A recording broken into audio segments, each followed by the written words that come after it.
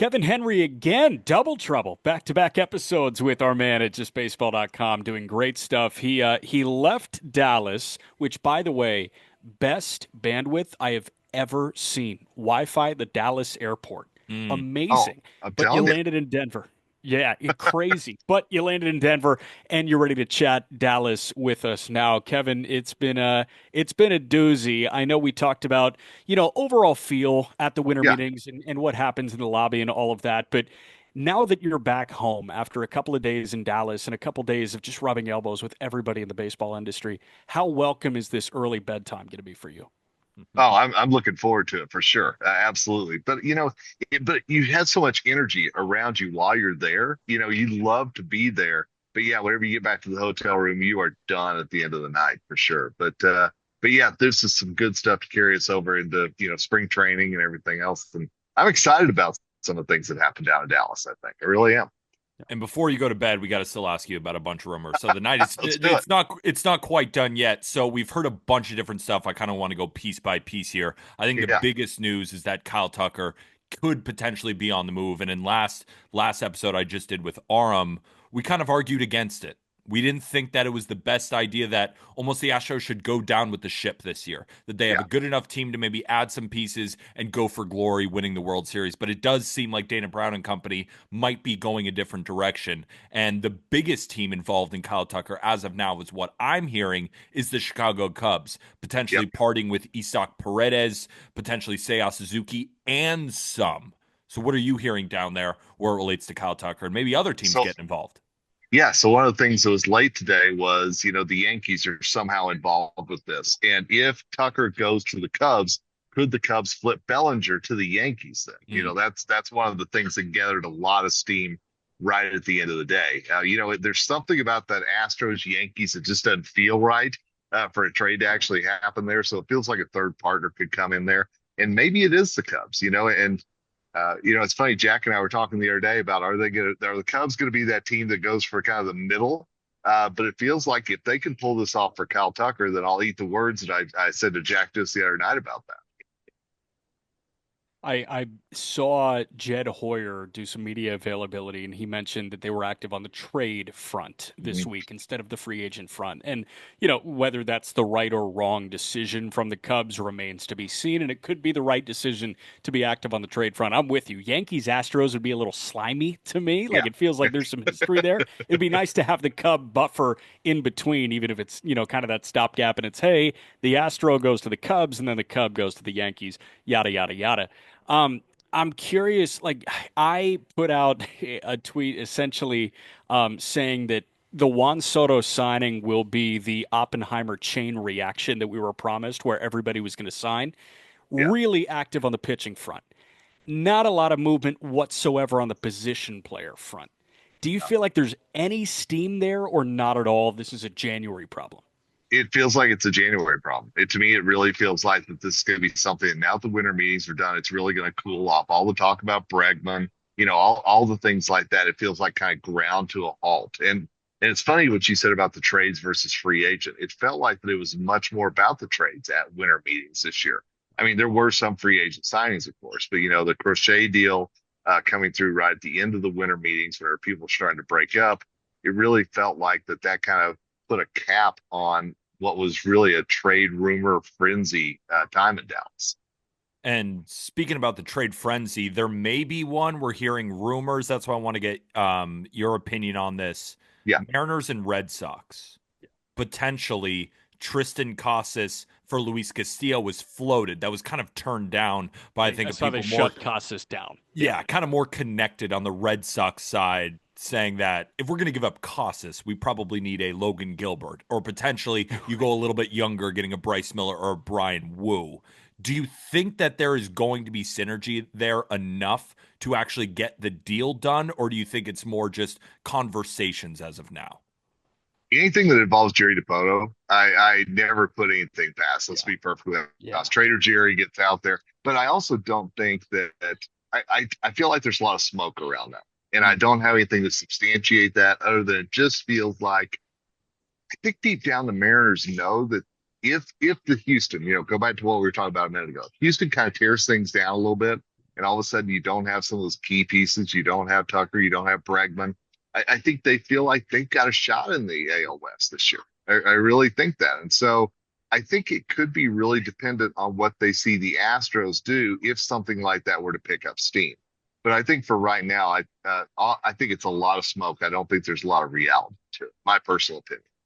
Kevin, if you were to tally the number of times you heard a specific team's name, Red Sox get a tally, Mariners get a Yeah, tally, yeah. who are the leaders from the winter meetings?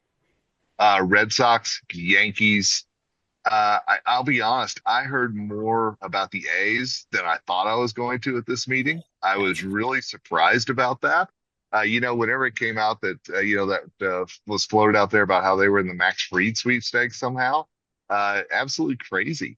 But, but yeah, and I will throw the Blue Jays in there as well. There was a lot of Blue Jays talk as well. So it really felt like the AL East. And and we were talking earlier today. If you start to break down like winners and losers from the winter meetings, it's weird to say the Orioles kind of feel like a loser in all of this Hmm. because honestly, New York and Boston both got better pitching wise, and Baltimore's still trying to find that ace out there somewhere. So I've two questions. The first one is the inverse of Jack's, and you started to answer it with the Orioles. I'm curious if there are teams that you expected to be busier in the winter meetings, and you kind of didn't hear anything from them, and maybe you're even a little disappointed. Honestly, yeah. I think we heard talk of the Astros, but it was only because of Tucker. I mean, there wasn't hardly as much Bregman talk as I thought there was going to be there. And so they seemed relatively quiet. I will also say, and this is going to be a weird one, I think. I thought the Brewers might do a little bit more. I really thought one way or the other, the Brewers might be a little more involved with things.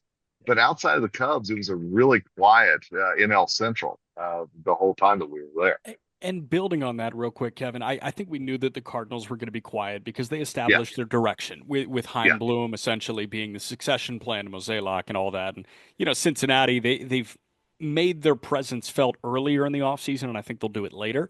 But I'm with you. yeah. Milwaukee, they win the division. Even if it's like a net negative and you're talking about Devin Williams, I would have assumed you heard that name in the winter meetings, but that's just not the case. No, it was very quiet. Or anything around Devin Williams. I will tell you the most buzz that there was out of the NL Central, you could say maybe Nolan Arenado, Yeah. honestly, that we heard down there.